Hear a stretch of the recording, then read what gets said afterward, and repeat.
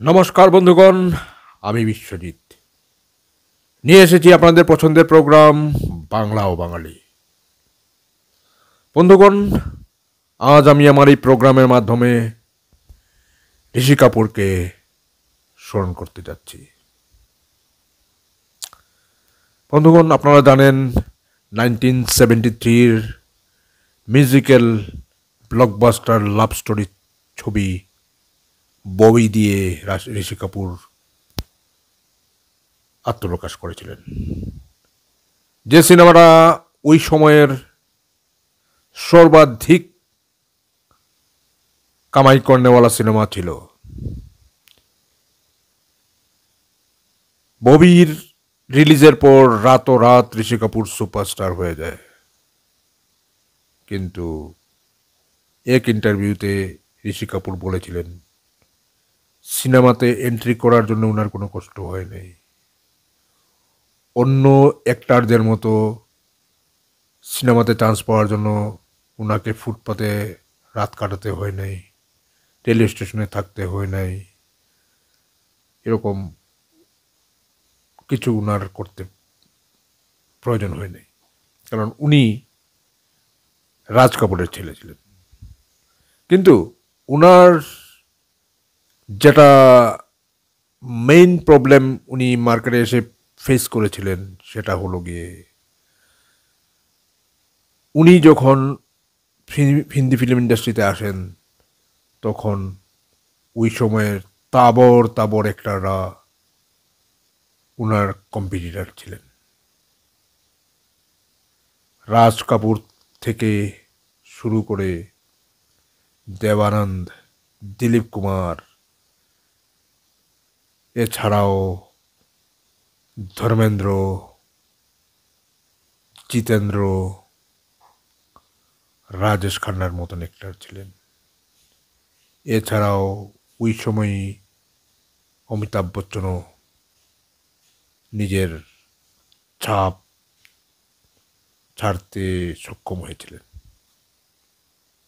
হ্যাঁ বন্ধুগণ, 1973তেই অমিতাভ বচ্চনেরও জঞ্জি সিনেমাটা রিলিজ হয় এবং সেটাও সুপারহিট হয়ে যায়।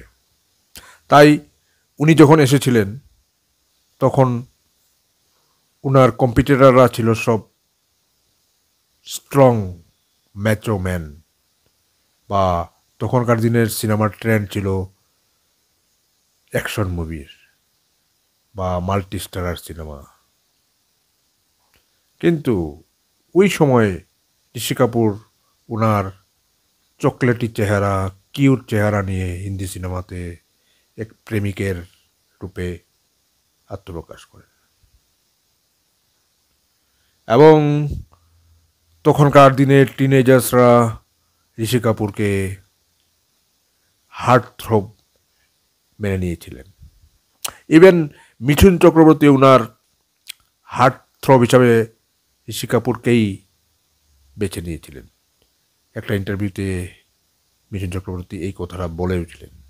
যাই হোক, ঋষি কাপুরের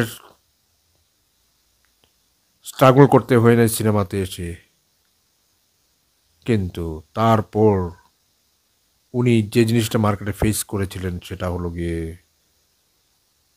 উনার এগেনস্টে মানে যারা ছিলেন ওনারা already established actor, Devanand, Dharmendra, Jeetendra বা রাজেশ খান্না, ওনারা ছিলেন ওই সময় ওনার কোন কম্পিটিটার। সবাই ছিল ম্যাচো ম্যান, আর সবারই মানে সিনেমাগুলো অ্যাকশন ওরিয়েন্টেড সিনেমা হতো। ঠিক সেই সময় ঋষি কাপুরের আত্মপ্রকাশ করে এক টিনেজ লাভার বয় হিসাবে। টিনেজার্সরা তো ভালোবাসে, ঋষি কাপুরকে ভালোবেসে ফিল, কিন্তু ওনার অ্যাক্টিং দিয়ে উনি পরবর্তীকালে সবার মন জয় করতে সক্ষম হয়ে গেছিলেন। তখন মানে ছোট বড় ভেদাভেদ ছিল না, টিনেজার্সরা তো ভালোবাসতই, কিন্তু এইজেড লোকেরা ওনাকেও ভালোবাসা শুরু করে ফেলেছিল। অনেক অনেক সিনেমা উনি করেছিলেন। তারপর তার মধ্যে আমরা ধরেন জেরি লাইনসন, রাজা, তারপর রফু চক্করকে আমরা ভুলতে পারবো না। রফু চক্করে ওনার অ্যাক্টিং খুব ভালো হয়েছিল। তারপর খুল্লুম খুল্লা, তারপর আরও অনেক অনেক সিনেমা উনি করে ফেলেছিলেন। কিন্তু এক সাক্ষাৎকারে উনি এ কথাটা বললেন যে জীবনের অ্যাক্টিংয়ের মানে সময়ের তখন থেকে উনি অ্যাক্টিং শুরু করেছেন তার 25 বছর পর্যন্ত উনি সবাইকে বেবকুফ বানিয়েছিলেন। এটা উনি কমিট করেছেন। উনি সবার সামনে এই সত্যটা উনি স্বীকার করে ফেলেছিলেন। কথা ওই সময়ের যখন উনি উনার আত্মজীবনী খুল্লুম খুলা নামে বইটা উনি রিলিজ করছিলেন এবং পত্রকারদের ইন্টারভিউ দিচ্ছিলেন। এই সময় উনি উনার মনের ভাব উনি প্রকাশ করেন এবং বিন্দাস আন্দাজে। আমি ভাবি এতটুকু সাহস কোনো অ্যাক্টারদের নেই যে এইগুলা কথা বলার, বা ওই যে পার্টিকুলার বইটা খুল্লুম খুল্লাতে উনি যা যা লিখে গেছেন ওনার জীবনী সম্বন্ধে, সেগুলা কাউ বলতে মানে সম্ভব, মানে আমার তো মনে হয় না আরও কারো এইরকম বলার সাহস হবে।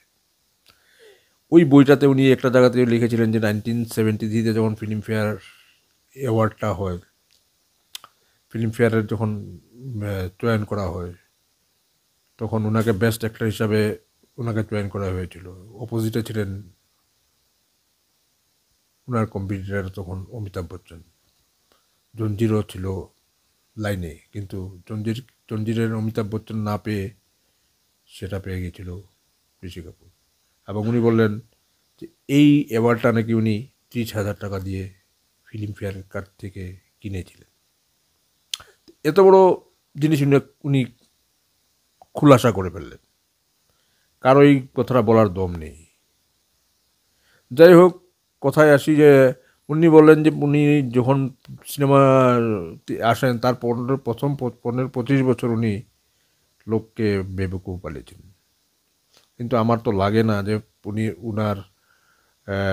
উনি আমাদেরকে বেবকুফ বানিয়েছিলেন, কারণ উনার একটার থেকে একটা সিনেমা আমাদের ভালো লাগতো। তখনকার দিনের টিনেজার্সরা তো ভালোবাসতই। ইভেন পরবর্তীকালে আমরাও যখন ওনার ওইগুলো সিনেমা দেখেছি আমাদের তো অত্যন্ত ভালো লেগেছে। আমরা ওনার রফু চক্কর ভুলতে পারবো না, কবি কবির বিকির চরিত্রটা আমরা ভুলতে পারবো না। কবি কবিকে আমার তো কবি কবি সিনেমাটা সবচেয়ে বেশি ঋষি কাপুরের জন্যই আমার ভালো লেগেছিল।